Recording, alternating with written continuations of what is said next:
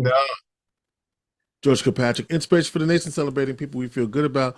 Dr. Clemmie Harris is the director of the Africana Studies program at Utica University and an associate professor of history. Now, he was so kind to come through for us to break down Project 2025 for us. And if you missed that, I invite you to go to my YouTube page, Inspiration for the Nation, on YouTube or inspirationforthenation.com, and you can get the full benefit. Because even on the radio, we didn't get to all of it, but we've got it on our podcast everywhere. Check out Clemmie Harris giving us a little snippet of what's about to go down. So as you know, we're now a couple of days into the reality of the reelection of a very despicable person, quite frankly. And I just got to call it like that. It is what it is. But you know what? America chose. America chose a 34-time convicted felon who was also convicted of sexually assaulting a woman, groping, all of the things, right? And America said that don't matter no more. It don't matter no more because we think that no matter who he is as an individual, he is now the president of the United States, and we think we're going to do better. And many groups. So I said, as soon as I said I got to get Dr. Clemmie Harris back on here to tell me what happened. What happened? And let's start though on election day. You were sharing with me just before we went on the air what happened in your classroom. Welcome back. Thank you, Brother George. Thank you for this opportunity. It's good to be back with you. It's good to be back with your listenership and your viewership.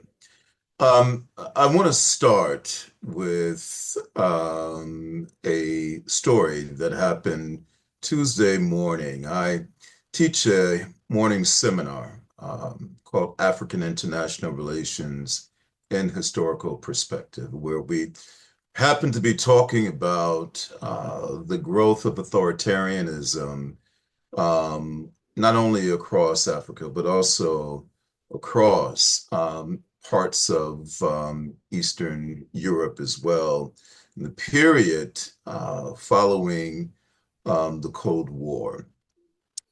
And the seminar is about 75 minutes long. The first 15 minutes, we're doing fine. And I'm looking at the students and I can see they're just not retaining. And so I stop and I ask the question, what's going on? Because you guys are not processing what I'm sharing with you. And they immediately looked at me and said, we are very anxious about the election. Now, this is roughly about 10:15, 10:20 Tuesday morning. And shortly after that first response, tears just started falling down Mm. faces. I mean, some were so paralyzed by anxiety, they couldn't speak. At that particular point, I stopped lecturing. I took a chair, and for an entire hour, I sought to help them process what they were experiencing because they were experiencing an anxiety that was so strong that it had produced trauma. And it was now my job to help them get through that particular moment. And it's interesting because, this is a topic for another time that we should probably consider. But I've been making the case that there is a strong relationship between extreme politics in our history and public health. Now, those two have not necessarily been put together. But I'm working on a paper that basically says that we need to rethink how we understand public health to include the ways in which extreme politics can shape not only the health of the democracy, but the very health of people who have a responsibility for regenerating democracy and the republic itself. So that was the sort of harbinger, for lack of a better term, that later unflowed or flowed after the polls closed and the numbers were coming in. And so, yeah, and I guess I was, and what I said about the president or elect, the president elect earlier, is no different than what he says about everybody else. So don't come for me, because this is the same language that he has used about all of his opponents. Didn't they just say? Didn't JD Vance basically refer to the vice president as taking out the trash of the Mhm, White House? So mhm. don't do that, okay? I was just preempting what people might say because they said what I said. So what happened, Clem? What So what happened? let's talk about it. I wanna break this down in because I've been really, examining various media reports to provide a composite for your viewership to understand. First and foremost, Trump capitalized on anger. There was a tremendous amount of anger in the electorate. Now, that anger, I would argue, is really the result of fear manifesting itself in anger over a broad issue associated with inclusion. The demography of the nation was not only changing because of immigration, but the very sort of understanding of who gets to be considered a full citizen, who gets to have access to full citizenship rights. The notion, the sort of language of diversity, equity, inclusion, and belonging, or diversity, equity, inclusion, and accessibility. That language has really sparked a significant degree of fear that manifested itself over transitions involving not only culture, not only political power, um, the various ways in which, social policy can manifest itself in ways that people fundamentally disagree with because it violates their values. And quite frankly, real concern over the economy, fear over the economy. But Clem, this was a landslide, right? I mean, at the time of this conversation, Congress is yet to be decided. The Senate, he picked up seats, actually flipped a couple of Democratic seats in the Senate, did well, actually did better than he did in 2016 with black folk. Now, look, black women, black men, they went hard for Kamala. Don't get it twisted. We can't blame this on black men, but he really improved demographically across the board. And so, how do you? I mean, it's you're giving me the stats, but I'm just thinking like these are things that are just so hard to understand. And then one demographic group that we know he did really well with was what they call Hispanics, right? So I'm still trying to figure out what happened. So let's first lay out the broad thing, sort of landscape in terms of what happened, and then we'll get underneath an Hmm. explanation, right? Okay. Okay. So, to your very well made point, right? You know, he won the popular vote, which meant that there were more Americans that were, quite frankly, less concerned about the Democrats' warning Hmm. that Trump was a threat to the very founding principles of the country, right? Which is exactly what you just said, right? With regards to swing states in the Great Lakes area, right? He prevailed in Pennsylvania, Michigan, and Wisconsin. That was the North. Even in the South, when you think about places like North Carolina and Georgia, prevailed, leading in Arizona and Nevada, made gains in every demographic group, which is what you just started talking about, right? Equally important, the electoral map of 2024 mirrored the electoral map of 2016. You talked about the significant gains in the Senate. That's extremely important as well. Um, if this continues, he will be the first since Bush to George W. Bush, that is, to win both the electoral map and the popular vote, right? It's also important, I'm setting this up so that we can break it down. The only area where Harris really prevailed is with college-educated women. Right now, that's important because college-educated women were the most important demographic group that fueled the midterm elections around the question of abortion, right? But that did not prevail in 2024. It did not prevail in 2024. And to your other point, Trump made gains uh, up 8 points with regards to Latino males. In 2020, he lost by 23 points. And with regards to the Gen Z vote, this is a really critical point, right? 6 out of 10 supported Harris. That's down from Biden in 2020. And when compared to Trump, he made a 40% increase in support. And one of the things that some of the Gen Z people said is that they thought that what he stood for, his platform, was less of a threat to Harris. Now, let's sort of talk about the significance of that. One final point, it should be made very, very clear to your listeners as we start to continue looking at one additional layer of what happened is the fact that while Kamala did well in big cities and in suburbs, Brother George, she underperformed in those areas. She won, but she underperformed in those Underperformed, areas, right? right? In the rural areas, Trump went through the roof in terms of his support. Now, let's talk about what produced all of that particular transformation that we just laid out. Again, I go back to the fact that there are two major issues. One has to do with the economy. The other has to do with transformations to the body politic as a result of cultural shifts. Despite the fact that inflation had been a major issue, it became very much under control under Biden. Hmm. Unemployment at its lowest levels under Biden, right? Okay.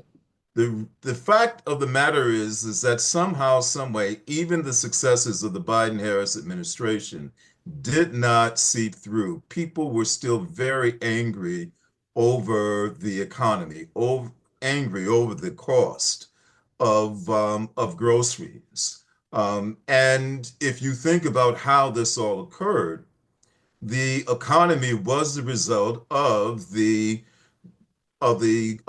COVID, right? You have a major public health issue that also had a global economic issue. In order to get the economy functioning again so that the nation could become functioning again, money had to be pumped into the economy. The Okay. economy got superheated, and then throughout the Biden administration, they fought to bring down inflation.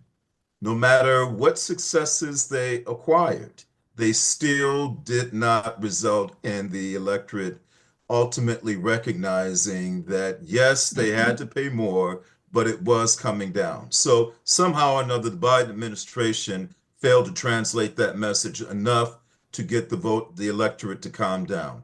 But the major issue here has to do with the ways in which the immigration became so hyper politicized. Keep in mind, Brother George, that there had been a fairly tough bipartisan immigration bill in the Senate.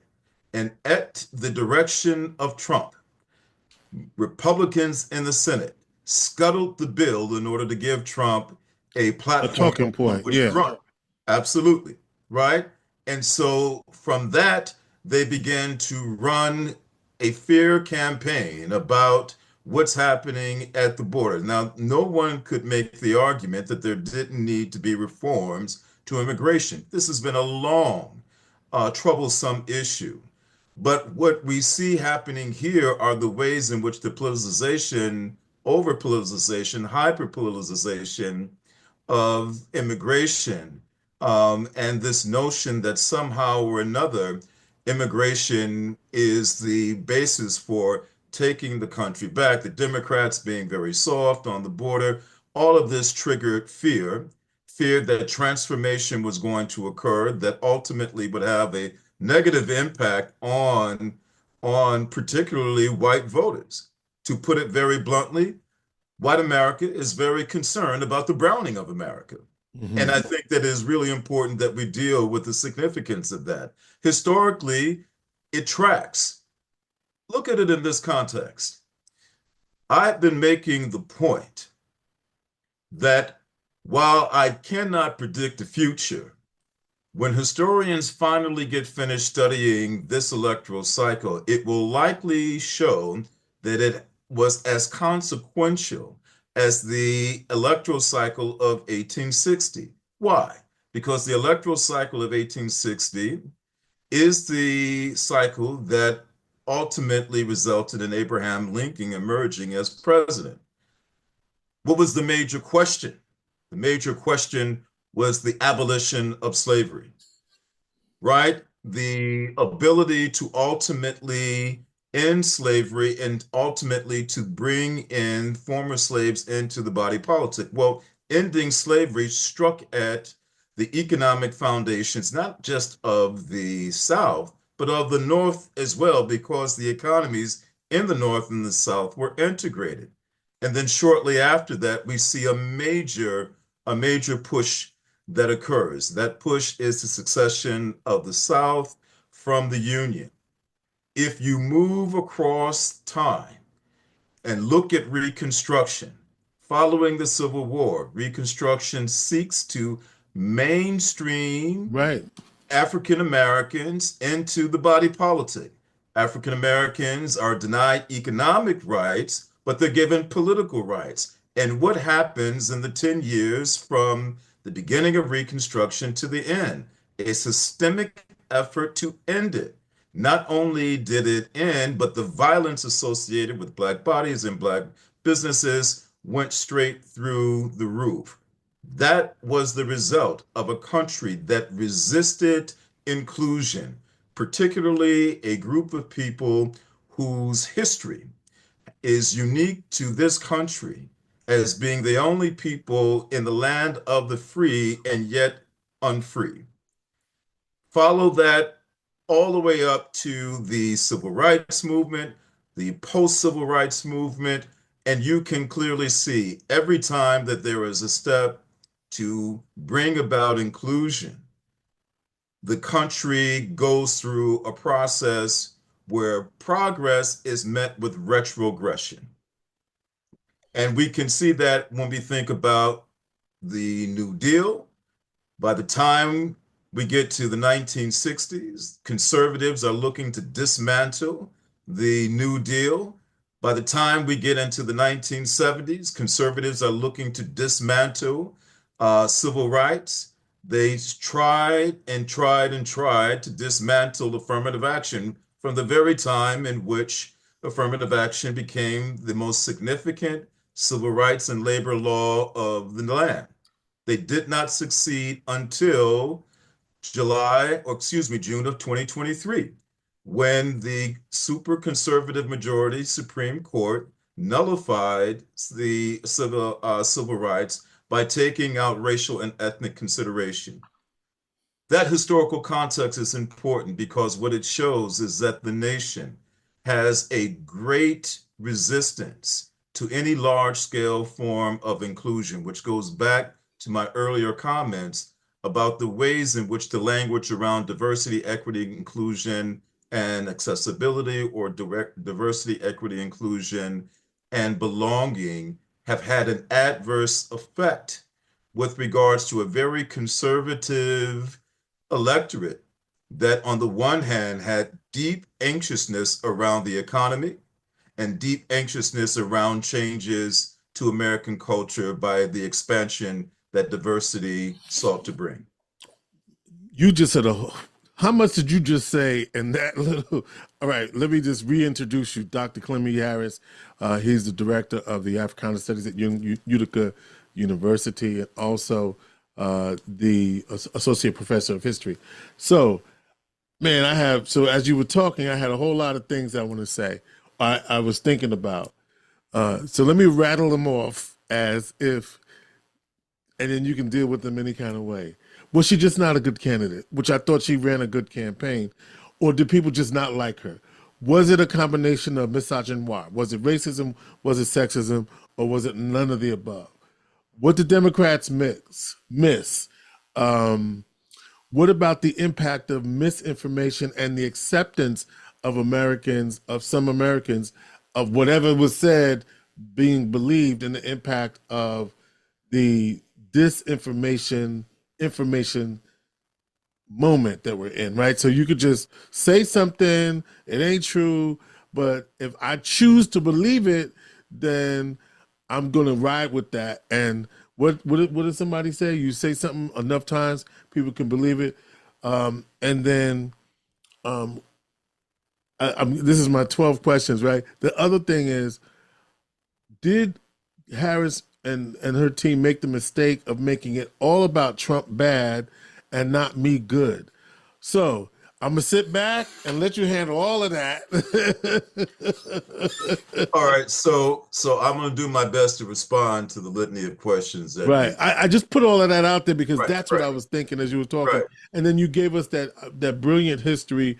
Oh, because I forgot this last thing. You gave us that brilliant history related to Reconstruction. And I've often thought that we're in a third, I call it a second Reconstruction, if you will, right? In terms of all these gains, black president, and then systemically and consistently a campaign to erode all of the things that were gained, right? What was the slogan? We're not going back. Well, we did. Mhm. And so, all right, so Clem, go ahead. You got this. So I want to say that this would actually be the third Reconstruction. The Third, first, that's what I thought. Okay, right, yeah, okay. the first one was certainly the 19th century, followed by Brown v. Board of Education, then the Okay. 64 Civil Rights Act, the Okay. 65 Voting Rights Act, then the 68 Fair Housing Act. We are now looking at the prospect of a third Reconstruction because of the attack on those gains, right? The and again, Gutting of the Voting Rights Act, and among other things. absolutely, absolutely. That's one of the reasons why thinking very significantly about the John Lewis Voting Rights Act is very significant, right? I mean, look at the two pieces of legislation that failed shortly after the public brutal murder of George Floyd. Mm-hmm. One was the John Lewis Voting Rights Act, and the other was a major reform of policing in the country, right? Right. Those ultimately fail. Now let's sort of deal with this notion that Kamala made it all about, Trump being bad. There's no doubt whatsoever that there was a dedicated message that said, look, this is a guy who is being supported by, at least, if not close to half of the nation's voting population, who is a convicted felon, someone who is also um, has a history of misogyny, but has been someone found guilty of having engaged in rape, right? This Sexual is assault to be sexual assault. That's yeah. correct. Sexual assault.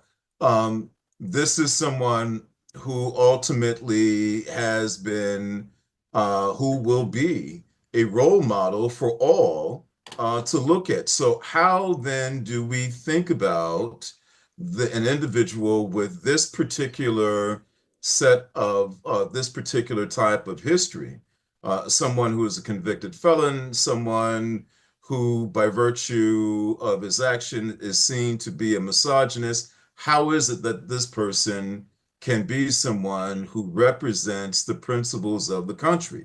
Can I Short add one more thing to that? Sure. The litany of things that you have to remember. The other thing is he's a fascist, and America is going to head toward fascism. And Right. can I just say one more thing about that? Sure. People couldn't even wrap their heads around what that actually meant. So I'm putting that all on your plate as well. Right, right. And so, but and it's okay that you put that there, because if this is an individual for whom the rule of law, that nobody is above the law, but the hmm rule law no longer applies. This is an individual convicted, has not served his time, has not paid his debt to society, right? And he is being rewarded with the most powerful political job literally on the face of the earth. Right. In addition to that, an individual whose history of sexual assault violates a very important principle, bodily autonomy. Bodily autonomy is an extremely important principle, consistent with what the rule of law is to ensure the protection of citizens.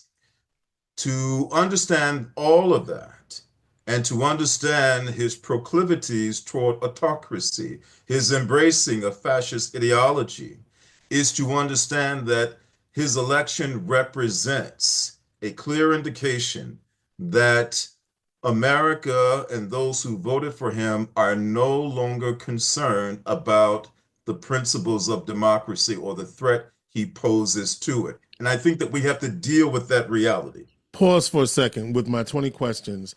Answer this one within that, what do we mean by fascism?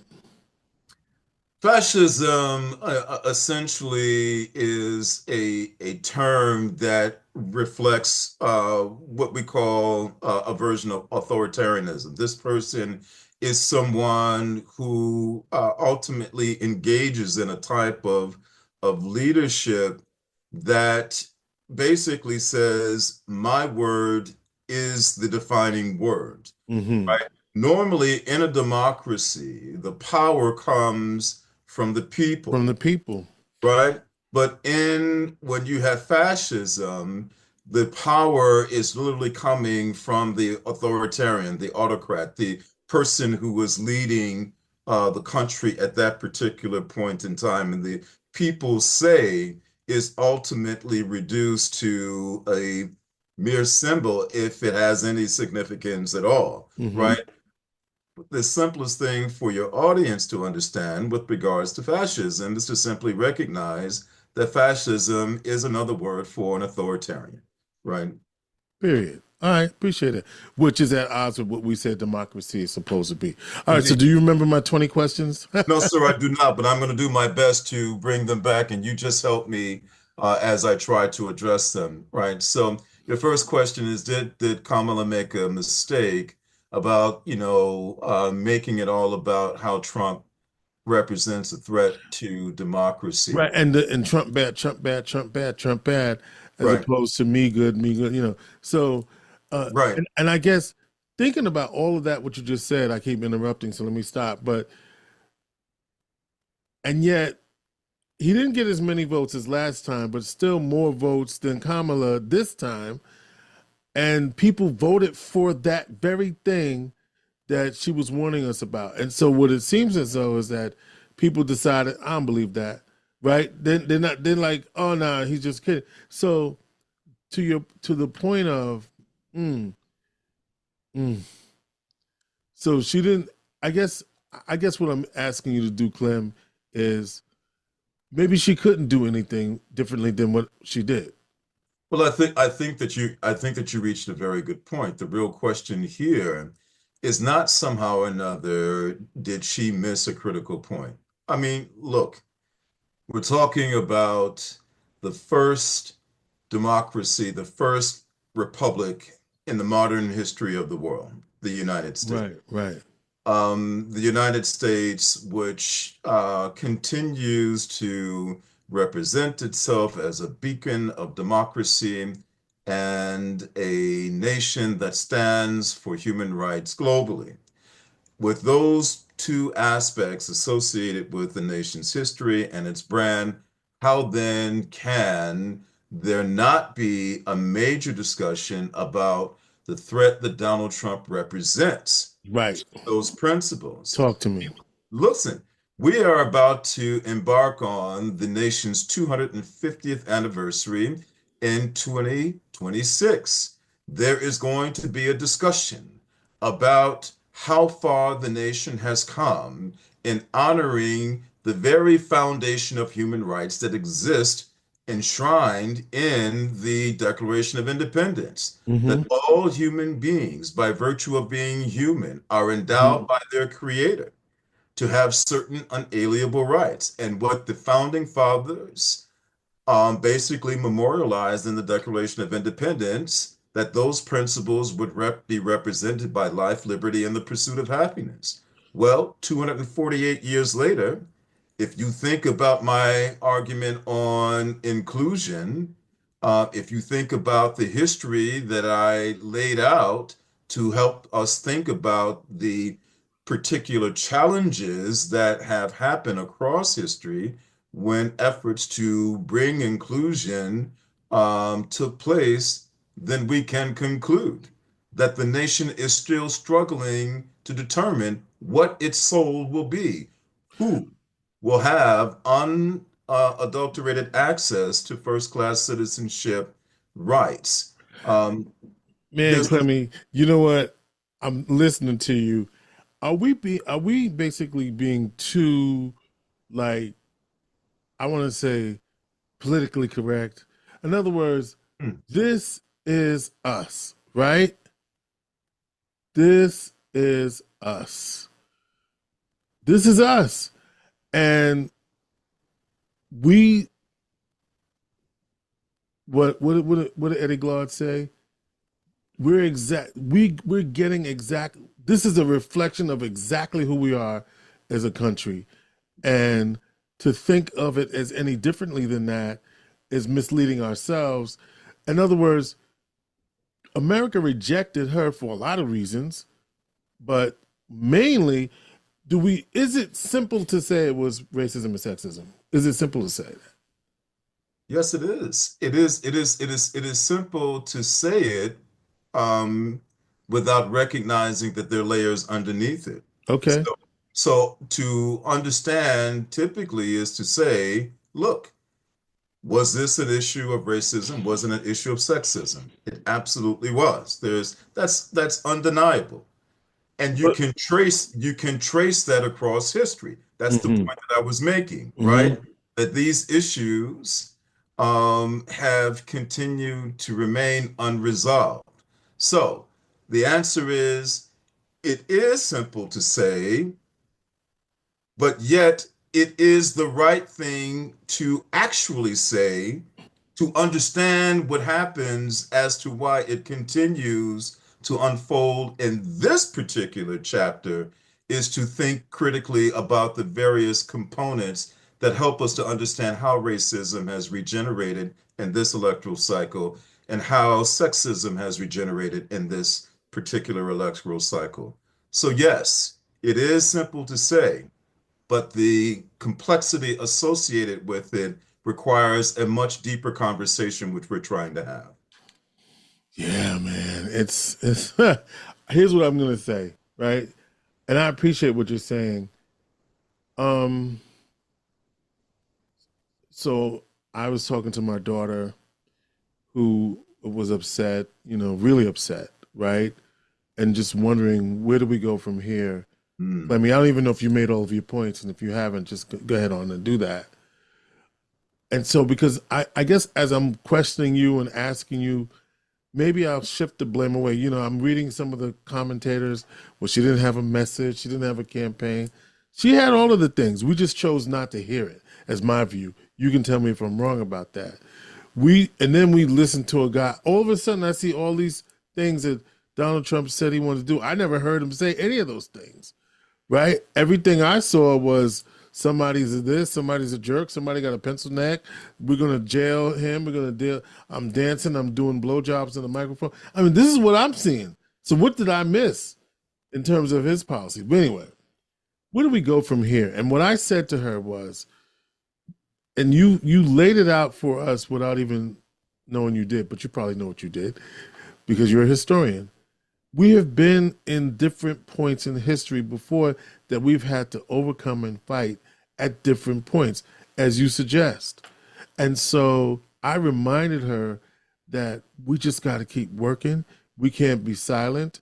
We've got to speak up, and we can we can continue to work as our ancestors did to fight for the country that is going to represent all of us and our best interests, even if this president has not indicated that he wants to do that.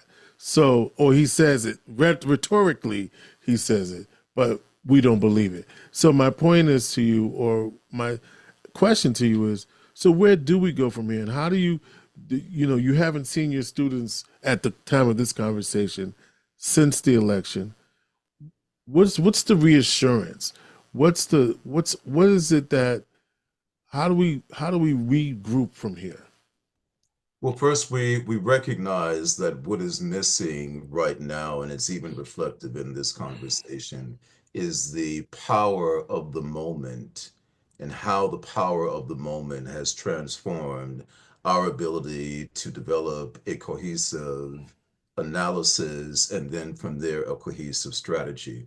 So all of the questions that you have asked and my efforts to try to answer them are not unusual. They are a reflection of how the power of the moment has so gripped us that Mm-hmm. we're trying to account for all of the many facets associated with it, right? That's one of the reasons why I responded, yes, it is simple to say racism and sexism, and yet there's also a complex answer to it. That complex answer is the context of history, right? There is a very important quote, Brother George. You may have seen it on my Facebook page, right, where I talk about, I say, for me, I shall continue to fight. I shall continue to fight as the ancestors did. I shall continue to fight because the future of emerging generations require me not to stop. I shall continue to fight because this current chapter of history, this current chapter of struggle, this current chapter within the modern history of this country is an extension of a longer chapter that reminds us that the price of justice requires eternal vigilance. Mm. Vigilance is the essence of hope, right? And if we think about the significance of history as a people, and I'm speaking specifically through the lens of the long Black freedom struggle, we have been in more difficult moments than this was where we are now. Come on. But many of us do not recognize that because many of us do not study the history. That's exactly why I led with the story of Fannie Lou Hamer at the rally last Saturday. I wanted people to understand when she raises the question, is this America? She is framing a particular moment in history where she is challenging the very notions that she could be given an opportunity to appear, but then be told you can't speak, that she could be given access to the sort of accoutrements of political rights, but not be allowed to exercise them to the fullest of their ability, that she could suffer beatings at the hands of imprisoned Black males who were directed by white officers to beat her mercilessly with a billy jack to the point that she suffered permanent damage to her legs, her eyes, and her kidneys. All, she said, because we wanted to vote, all because we wanted to be treated like human beings. Well, when you think about diversity, equity, and inclusion, when you think about it from the standpoint of belonging or from the standpoint of accessibility, all it is saying there is still work to do to ensure that those that have been marginalized because of specific factors in history deserve now to come from the margins and to be recognized and to receive the full protection that the law provides. But if we don't understand how history provides us with the context for understanding the present, this is what we miss. That what we are talking about right now, Brother George, is an unresolved history. Mm. And unresolved histories live in the present. Some people will say, Clem, that as the children of the dream, as the privileged of some of us, right, that the some of our young folks don't have that same energy around those students who walked out of classes, who, basically were the centers of the movement. Teenagers, high school students, middle school students, right? They were the foundations of the movement. And what someone suggested to me is that that energy is different today. Now, good or bad, it's just different today. So, is it fair to how does that energy get resurrected in Well, I this generation based on the things that they're seeing with the technology and the social media and the TikTok and all of that that they have access to? So first and foremost, I think that, every generation, loses something and every generation adds something. In this particular generation, the Gen Z folk, right? They have greater access to information than any generation before them, right? But there's Mhm. still an opportunity to be able to message to them, right? Look, the reason, and you heard me talk about the lens of the long Black freedom struggle, and I want your viewers to understand, I'm not talking merely about Black folk. Black history is literally about the history of the entire nation because Mhm. Black people are at the bottom. When Black folks start talking about the importance of inclusion, they are talking about inclusion and equity for everyone. It Right. is not merely for Black people, regardless of what your race, your class, your ethnicity, your sexual orientation, your religion, to basically talk about bringing forth a greater basis of inclusion through the lens of the long Black freedom struggle is to say that you are talking about ensuring that all people, regardless of their identity, have access to the very basis of human rights upon which this country was built and it's supposed to represent. With respect to Gen Z people, we have to do better in reaching them. Listen, Kamala only got 6 out of 10 votes when it came to Gen Z people. That is 40% less or down significantly from what Biden got just 4 years earlier. And this is somebody who's more relatable, quote unquote, or should be. Went to Howard, pledged AKA. I mean, should be more relatable. But how did she lose that? So I just say how she lose that. What was the disconnect, or was they, or did they, or was, or are we forgetting that Joe Biden also had some issues, and was she too tied to that? And I don't know how we went this long, Clem, without bringing him into the conversation. Well, so first and foremost, one of the things that we have to recognize is that the significance of the 2020 election is very, very, very different than the 2024 election. What was happening in 2020? Think about it. 2020 was the election of the global racial reckoning, Yeah. the public brutal murder of George Floyd, Breonna Taylor before him, Ahmaud Arbery before her, right? And we can continue to go. That stirred the imaginations of Gen Z people, particularly Gen Z people of color, particularly males who were very vulnerable to the unresolved issues of police brutality, right? And so to understand why so many Gen Z people voted in favor of the Biden-Harris campaign in 2020 is to understand that a global racial reckoning had transformed the political landscape. And let's not forget what happened in the park in DC when Trump essentially comes out with the Bible. Of course, it's upside down and talks, makes these, interesting statements, but then calls in, forces to attack and to forcibly remove unarmed protesters who were continuing to protest brutality against Black bodies. So 2020 had a very different Thank you for political that. impulse than 2024. And you might also recognize that literally a year following the following the significance of the racial reckoning, that's when two very important pieces of legislation in Congress under Democratic control failed.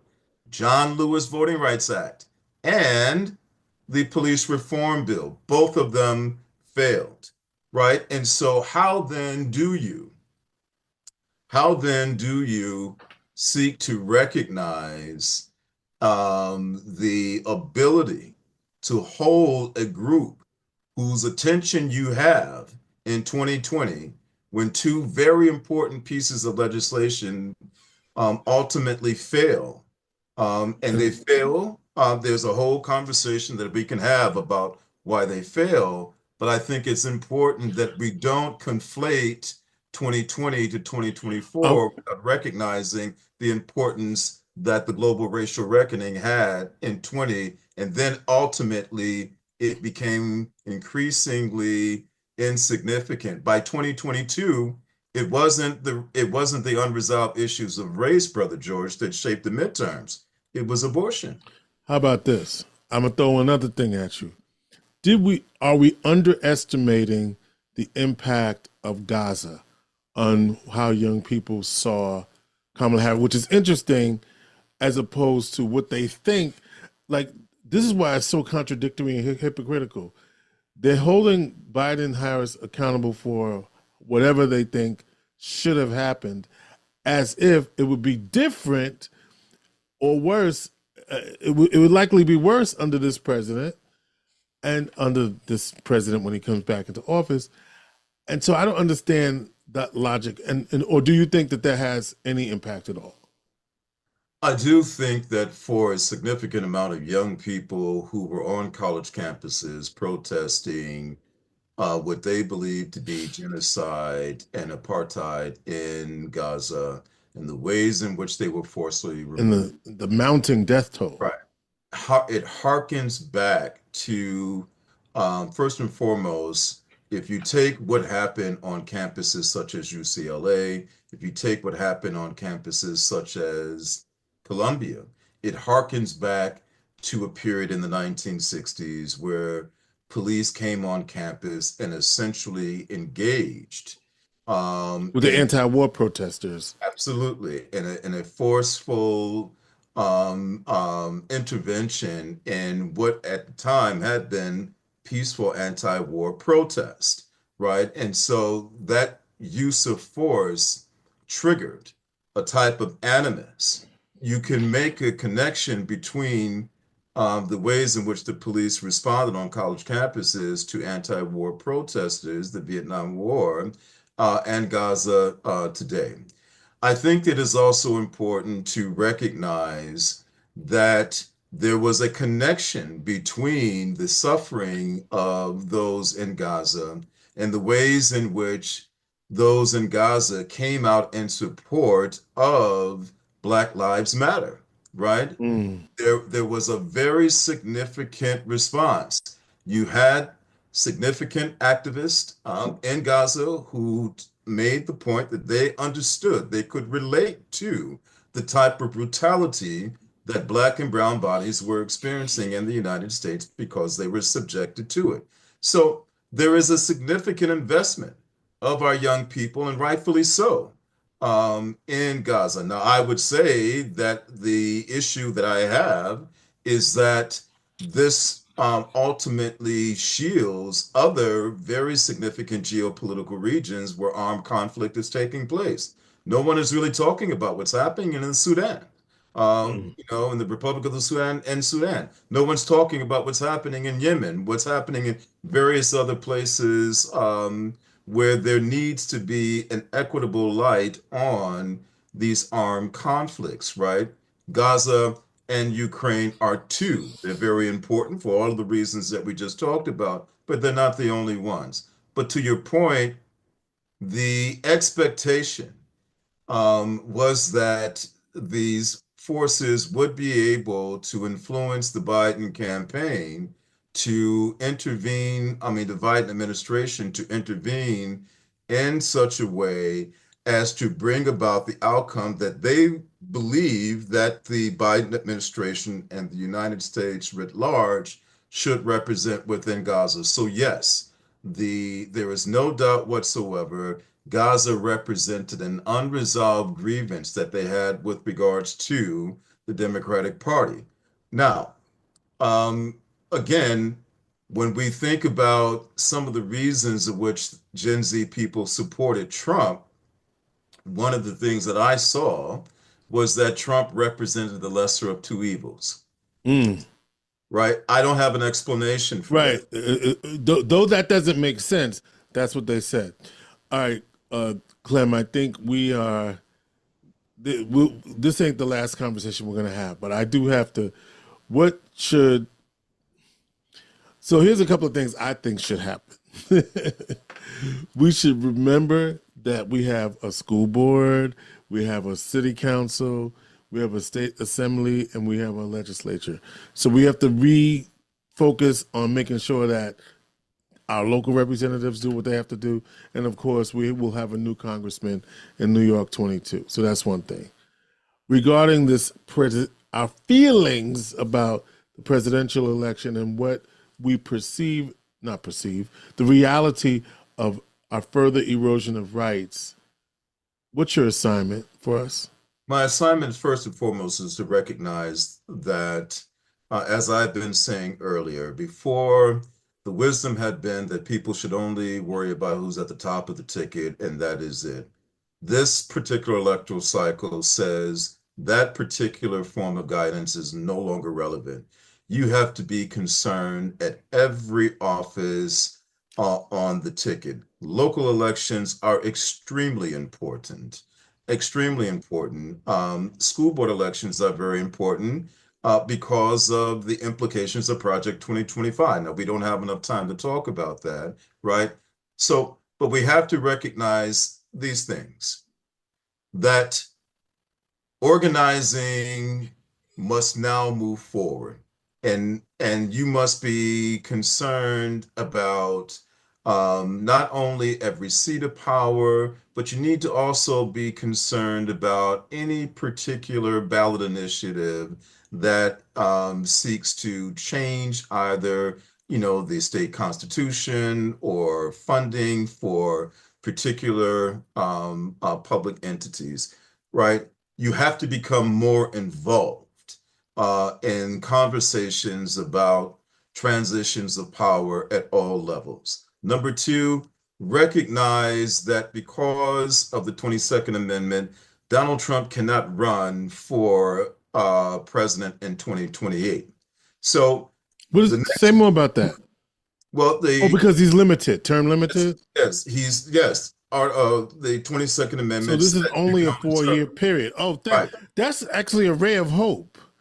Right. Following FDR, this came into the Constitution. So Donald Trump cannot run for re-election in 2028. That literally says that if anything, we should all be looking ahead. 4 years is a great opportunity to begin to plan for the future. Let your fear, let your anger, whatever it is, let it be expressed in a very constructive, positive way, right? People have to come in from the margins. We cannot be reactive. We must be proactive. Think about think about the significance of Project 2025. Project 2025 was announced 2 years before the election, shortly after Donald Trump articulated his desire to be a presidential candidate. Project 2025 was announced. They were proactive. There is no reason why we in this particular region of the country should not be equally proactive, but that proactivity should be a call to every community across the country, right? That you should not think that the moment in which we are dealing with the aftermath of the election is a moment that prevents you from being able to reimagine what you would like to see 4 years later. And the final thing that I'll say is this, Brother George, elections are about the future. You talked about your daughter. We have a responsibility of getting our young people more involved. We have a responsibility of helping our young people who are particularly of age to recognize they have a moral responsibility. This is one of the reasons why the significance of history is so very important, which, as you well know, is under attack, right? It's under attack. But it's only under attack because of the power that it has. If our young people understood that what we are experiencing now is not unusual, and I'm not just talking about Black people, I'm also talking about anti-racist white people who were just as invested in helping to bring about a transformation. If that history becomes the basis upon which to help our young people understand the significance of the now by contextualizing it within a longer trajectory of history, then what they understand is that history may be the study of the past, but rarely has anything to do with the past. It almost always has to do with the present, and it lays the foundation for the future, right? We can understand that what we are dealing with is an unresolved history when it comes to who gets to be a citizen, who gets to be recognized as being fully inclusive in this country. We can fully understand the ways in which racism and sexism regenerates, but if we only react to it in the significance of the now, then we become victims. We become caught within the forces of the now. But what helps us to be free of the power of the now is having a longer context of history, because then we are able to see that we are dealing with a problem that has long roots, a new face, but one that we can plan for. Dr. Clemmie Harris is the director of the Africana Studies program at Utica University and the associate professor of history there. What is the name of your latest book? The Persistence of Racism. Okay. Find his book on Amazon. Dr. Clemmie Harris, thank you so much. So much to get to. This is not the end, it's the beginning. Let's talk about it. And let's act on it. And let's do what he says. Let's go to work. Let's get to work, people. Let's get to work. Indeed. Let's get to work. George Kilpatrick, Inspiration for the Nation.